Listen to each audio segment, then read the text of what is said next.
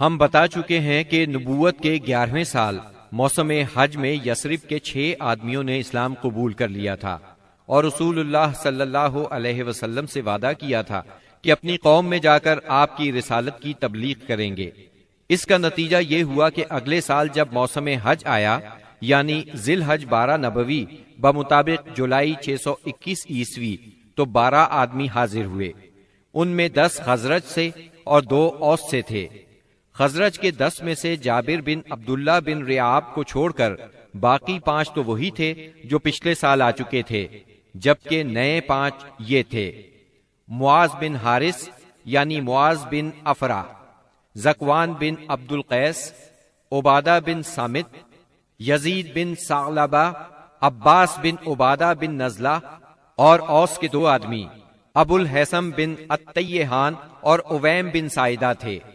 یہ لوگ مینا کی گھاٹی میں رسول اللہ صلی اللہ علیہ وسلم کے ساتھ جمع ہوئے۔ عقبہ کی اس بیعت کی تفصیل صحیح بخاری میں سیدنا عبادہ بن سامت رضی اللہ عنہ سے مروی ہے۔ وہ بیان کرتے ہیں کہ رسول اللہ صلی اللہ علیہ وسلم نے فرمایا، آؤ مجھ سے اس بات پر بیعت کرو کہ اللہ کے ساتھ کسی چیز کو شریک نہیں کرو گے، چوری نہیں کرو گے، زنا نہیں کرو گے، اپنی اولاد کو قتل نہیں کرو گے، اپنے ہاتھ پاؤں کے درمیان سے گھڑ کر کوئی بہتان نہیں لاؤ گے، اور کسی بھلی بات میں میری نافرمانی نہیں کرو گے۔ جو شخص یہ ساری باتیں پوری کرے گا تو اس کا اجر اللہ کے پاس ہے، اور جو شخص ان میں سے کسی چیز کا ارتکاب کر بیٹھا پھر اسے دنیا ہی میں اس کی سزا دی گئی تو یہ اس کے لیے کفارہ ہوگی، اور جو شخص ان میں سے کسی چیز کا ارتکاب کر بیٹھا پھر اللہ نے اس پر پردہ ڈال دیا تو اس کا معاملہ اللہ کے حوالے ہے، وہ چاہے تو سزا دے چاہے تو معاف کر دے۔ سیدنا عبادہ فرماتے ہیں کہ ہم نے اس پر آپ سے بیعت کی۔ بیعت پوری ہو گئی اور حج ختم ہو گیا تو نبی کریم صلی اللہ علیہ وسلم نے ان کے ساتھ مصعب بن عمیر رضی اللہ عنہ کو روانہ فرمایا تاکہ وہ لوگوں کو قرآن پڑھائیں اور دین سکھائیں۔ سیدنا مصعب بن عمیر رضی اللہ عنہ نے ابو امامہ اسعد بن زرارہ رضی اللہ عنہ کے گھر قیام فرمایا، پھر دونوں اسلام کی تبلیغ کے لیے سرگرم ہو گئے۔ اس کے بعد اگلے سال موسم حج سے پہلے مصعب بن عمیر رضی اللہ عنہ بہت سی کامیابیوں کی بشارتیں لیے مکہ معظمہ واپس آ گئے۔ موسم حج 13 نبوت میں یثرب کے 70 سے زیادہ مسلمان حج کی ادائیگی کے لیے مکہ تشریف لائے۔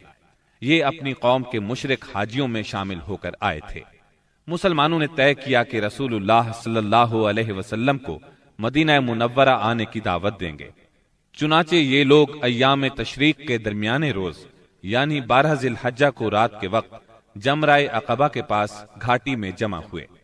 یہ کل 75 آدمی تھے، 62 خزرج کے اور 11 اوس کے۔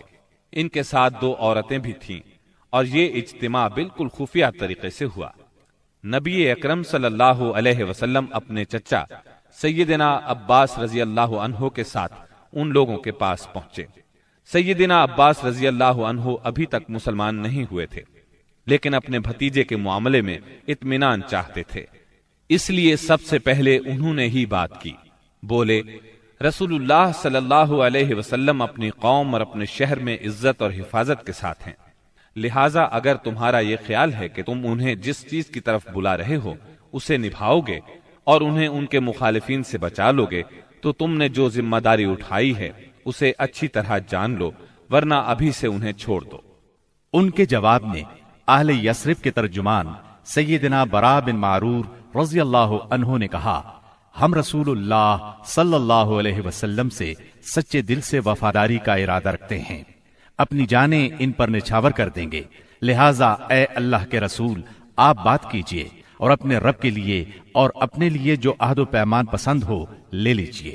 اس کے بعد رسول اللہ صلی اللہ علیہ وسلم نے گفتگو فرمائی، آپ نے قرآن کریم کی تلاوت فرمائی، پھر ان حضرات کو اللہ کی طرف دعوت دی، اسلام کی طرف رغبت دلائی اور اپنے رب کے لیے عہد دیا۔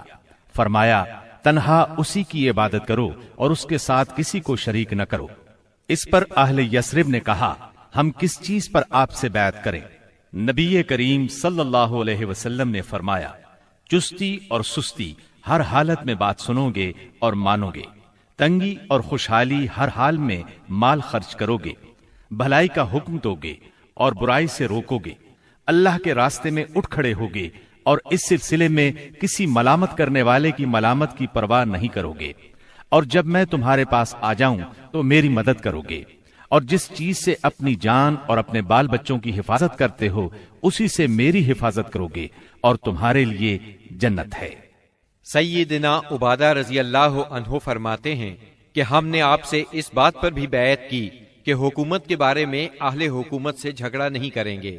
اس پر سیدنا برا بن معرور رضی اللہ عنہ نے آپ کا ہاتھ پکڑا اور عرض کیا، ہاں اس ذات کی قسم جس نے آپ کو حق کے ساتھ بھیجا ہے، ہم یقیناً اس چیز سے آپ کی حفاظت کریں گے جس سے اپنے بال بچوں کی حفاظت کرتے ہیں، لہذا آپ ہم سے بیعت لیجئے۔ اتنے میں سیدنا ابو الحسن بن تیہان رضی اللہ عنہ نے بات کاٹتے ہوئے کہا، اے اللہ کے رسول، ہمارے اور کچھ لوگوں کے درمیان عہد و پیمان کی رسیاں ہیں، اور اب ہم ان رسیوں کو کاٹنے والے ہیں، تو کہیں ایسا نہ ہو کہ ہم تو یہ رسیاں کاٹ ڈالیں، ادھر اللہ آپ کو غلبہ عطا کر دے تو آپ ہمیں چھوڑ کر اپنی قوم میں آ جائیں۔ یہ سن کر آپ مسکرائے، پھر فرمایا، نہیں بلکہ آپ لوگوں کا خون میرا خون اور آپ لوگوں کی بربادی میری بربادی ہے۔ میں آپ لوگوں سے ہوں اور آپ لوگ مجھ سے ہیں۔ جس سے آپ جنگ کریں گے میں بھی اس سے جنگ کروں گا، جس سے آپ صلح کریں گے میں بھی اس سے صلح کروں گا۔ ابھی آپ نے یہ الفاظ فرمائے ہی تھے کہ ٹھیک اسی وقت سیدنا عباس بن عبادہ بن نزلہ رضی اللہ عنہ آگے بڑھے اور بولے، آپ لوگ جانتے ہیں کہ ان سے کس بات پر بیعت کر رہے ہیں؟ ان سے سرخ و سیاہ یعنی سارے انسانوں سے جنگ پر بیعت کر رہے ہیں۔ میرا مطلب ہے اس بیعت کے بعد ہم سب لوگوں سے جنگ مول لے لیں گے۔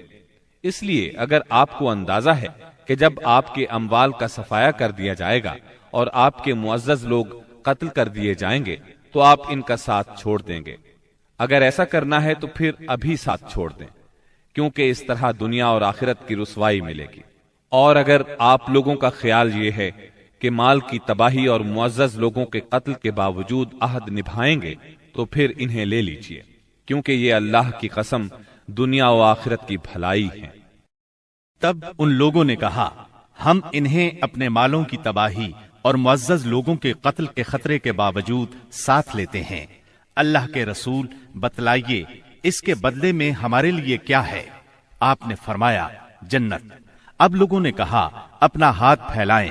آپ نے ہاتھ پھیلا دیا، سب لوگ بیعت کے لیے لپکے، مگر عین اس لمحے آپ کا ہاتھ اسد بن زرارہ رضی اللہ عنہ نے پکڑ لیا اور کہا، اہل یثرب ذرا ٹھہرو، ہم آپ کی خدمت میں لمبا سفر کر کے اس یقین کے ساتھ حاضر ہوئے ہیں کہ آپ اللہ کے رسول ہیں۔ آج آپ کو یہاں سے لے جانے کا مطلب ہے سارا عرب ہمارا دشمن ہو جائے گا، ہمیں اپنے سرداروں کا قتل اور تلواروں کے وار برداشت کرنا ہوں گے۔ اب اگر آپ سب لوگ یہ بات برداشت کرنے کے لیے تیار ہیں تو انہیں لے لیں، اس صورت میں آپ کا اجر اللہ کے ہاں ہے، اور اگر آپ لوگوں کو اپنے بارے میں کوئی اندیشہ ہے تو انہیں ابھی چھوڑ دیں، یہ عذر اللہ کے نزدیک زیادہ قابل قبول ہوگا۔ یہ سن کر لوگوں نے کہا، اسد اپنا ہاتھ ہٹائیے، اللہ کی قسم نہ ہم اس بیعت کو چھوڑ سکتے ہیں نہ توڑ سکتے ہیں۔ اس کے بعد ایک ایک آدمی نے اٹھ کر بیعت کی۔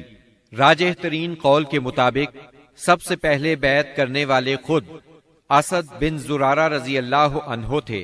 ایک قول یہ بھی ہے کہ سب سے پہلے بیعت ابو الحسن بن تیہان نے کی۔ ایک تیسرا قول یہ ہے کہ سیدنا برا بن معرور نے سب سے پہلے بیعت کی۔ دونوں عورتوں کی بیعت صرف زبان سے ہوئی، ان سے آپ نے مصافحہ نہیں فرمایا، بلکہ فرمایا بس ان کی بیعت ہو گئی، میں عورتوں سے مصافحہ نہیں کرتا۔ بیعت مکمل ہو چکی تو رسول اللہ صلی اللہ علیہ وسلم نے فرمایا، اپنے میں سے 12 نقیب پیش کریں جو اپنی قوم کے نگران ہوں گے، ان کے معاملات کے ذمہ دار ہوں گے۔ اس پر 9 آدمی خزرج سے اور 3 آدمی اوس سے منتخب کیے گئے۔ جب ان کا انتخاب ہو چکا تو رسول اللہ صلی اللہ علیہ وسلم نے فرمایا، آپ لوگ اپنی قوم کے تمام معاملات کے ذمہ دار ہیں، جس طرح عیسیٰ علیہ السلام کے حواری ان کی طرف سے کفیل ہوئے تھے، اور میں اپنی قوم یعنی مسلمانوں کا کفیل ہوں۔ ان سب نے ایک زبان ہو کر کہا جی ہاں۔ تو یہ تھی دوسری بیعت عقبہ۔